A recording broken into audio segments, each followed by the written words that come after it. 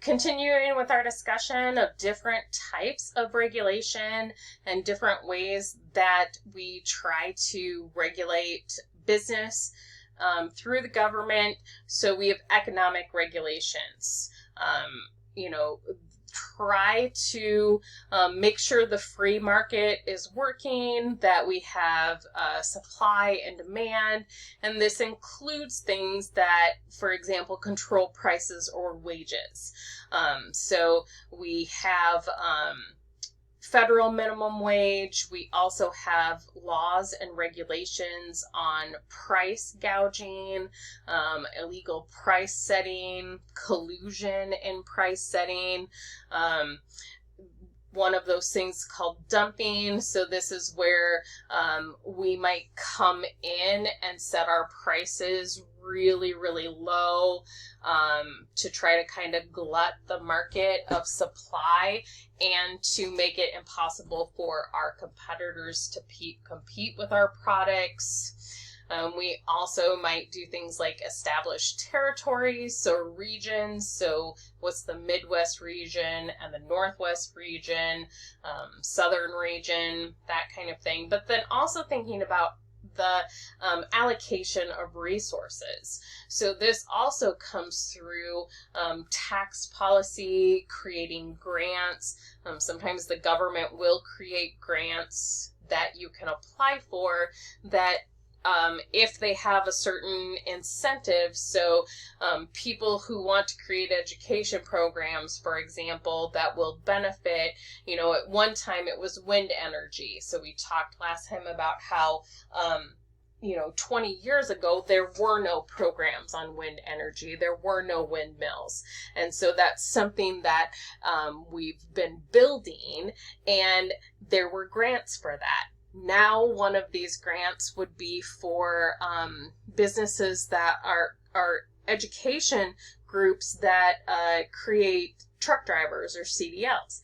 There's a nationwide shortage of truck drivers, and so there are often educational incentives. So we allocate public resources out and say, we have this need as a general nation in this particular industry, and so we're going to find ways to facilitate that people can get educated in that by creating grant opportunities where we cover all of the educational costs or most of the educational costs.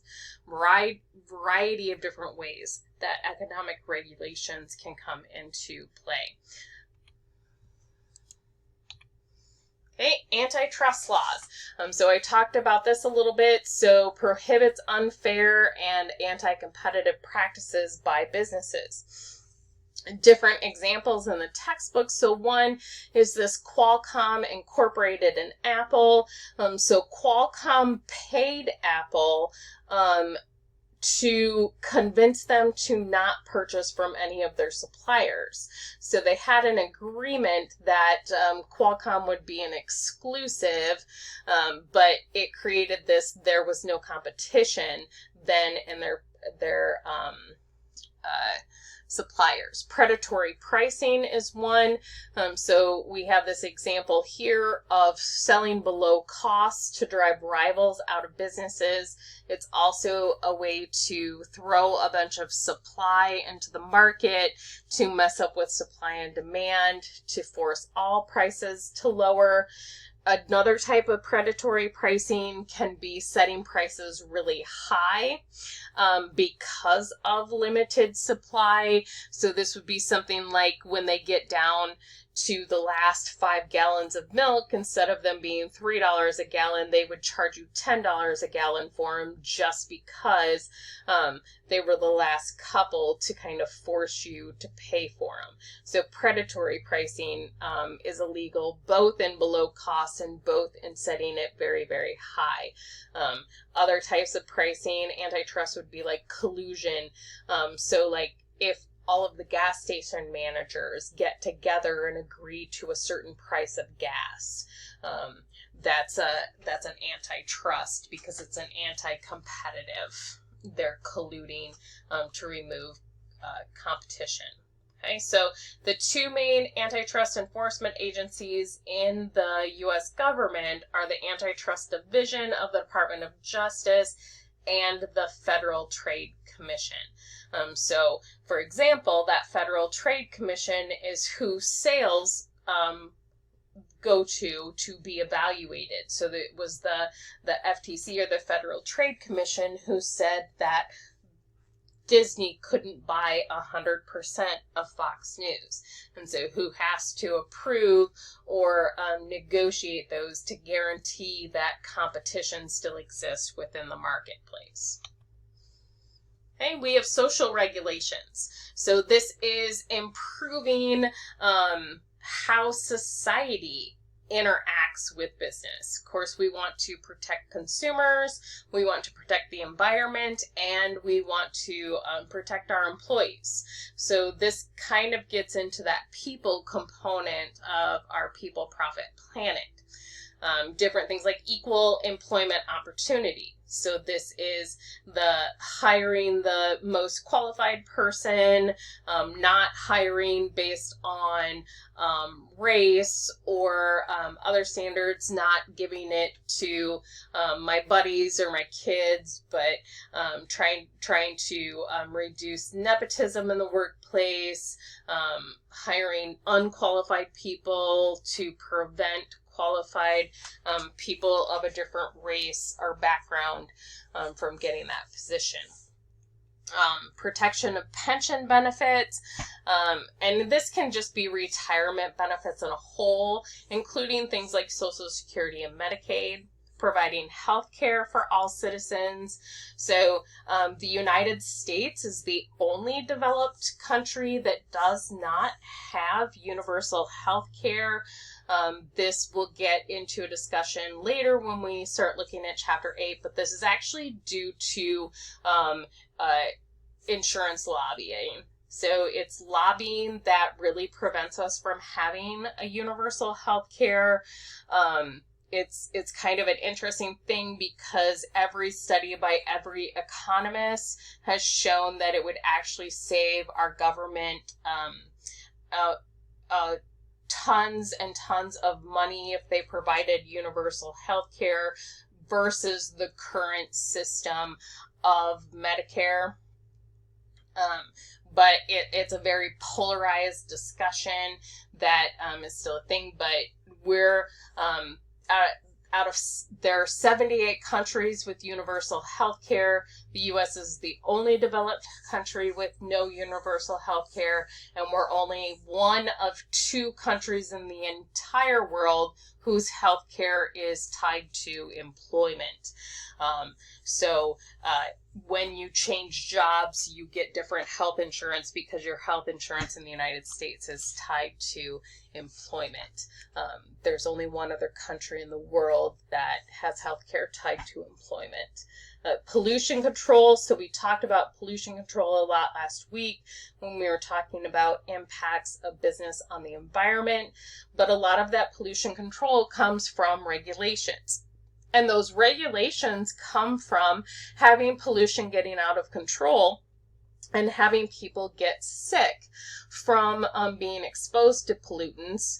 And then we get regulations saying that pollutants aren't safe. For example, a material called asbestos was used almost exclusively to build houses in the 40s and 50s. And then people started getting really sick from asbestos exposure, and now we know that asbestos is really, really bad for people, and now it's a banned building resource.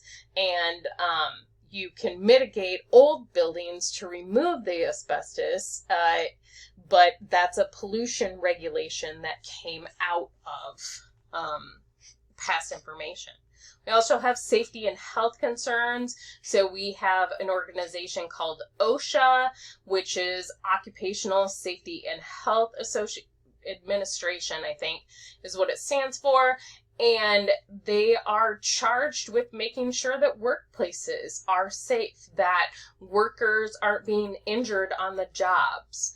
And so that also comes from, those regulations come from different protections. People die on the job or get injured a lot, and then we start putting in protections to try to prevent that and try to keep people safe.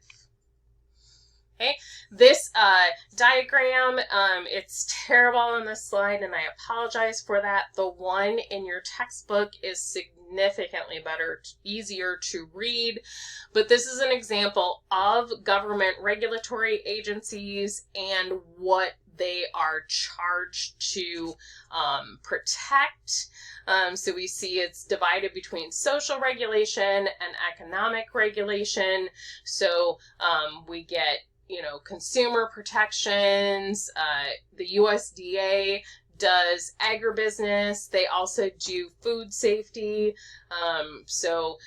Especially of like meat products, they inspect and make sure that our food is safe. Of course, we have the FDIC, which insures banks, takes care of banks. So the DOT for transportation. Okay, I'm sure you've heard of many of these different organizations and kind of what they protect. So what are the effects of regulation? So the hope is always that the benefits of regulation outweigh the costs. This is not how it always happens in practice. We sometimes have what are called unintended consequences from regulations or from laws. For example, I'm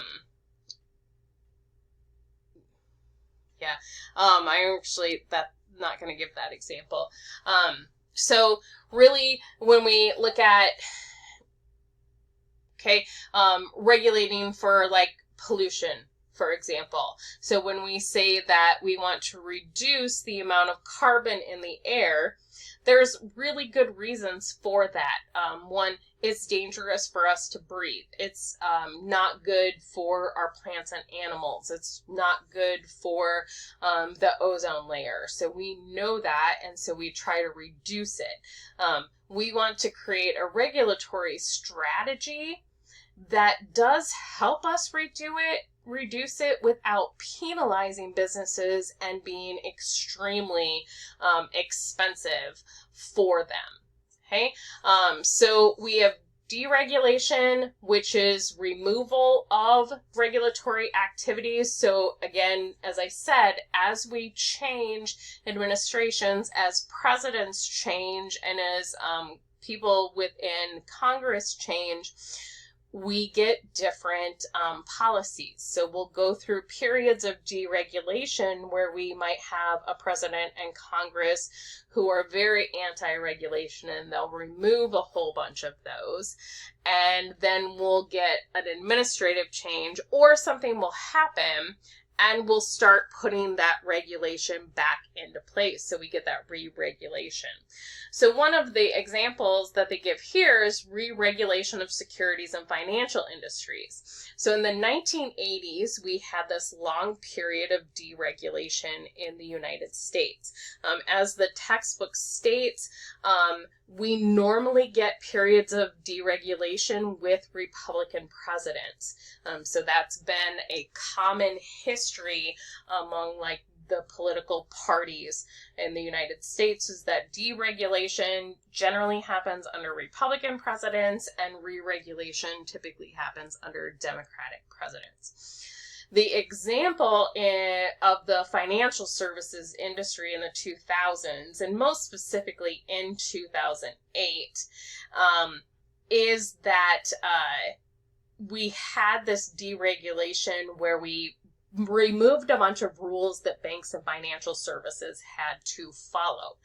And in that case, they did a bunch of unethical things. They, had these subprime mortgages that they were giving. So really what they were doing was they were giving house mortgages to people who couldn't afford houses or couldn't afford the mortgage type. So a person would come in and they could afford $180,000. These banks were writing mortgages for $400,000 instead of $180,000. So they were giving much higher mortgages. Well, then what the other thing that they did, while they were giving these really, really risky high mortgages, they were also purchasing insurance on the mortgages. And the insurance was paying more than the mortgage was. So what they really did was it benefited them more if the housing went into foreclosure and the people that they gave the loan to went bankrupt than it did if they actually owned the house and paid the mortgage. Well, of course, this also messed with the supply and demand of houses. It drove up housing costs, and what happened then is we had a complete collapse of this system, and in 2008 we had a massive recession. So the collapse of those banks, several of the largest banks and mortgage companies no longer exist after this because of the amount of fraud that they had conducted. There are a couple of documentaries in the list if you're looking for films about this 2008 banking crisis, but then out of this comes more regulation. And that kind of tends to happen.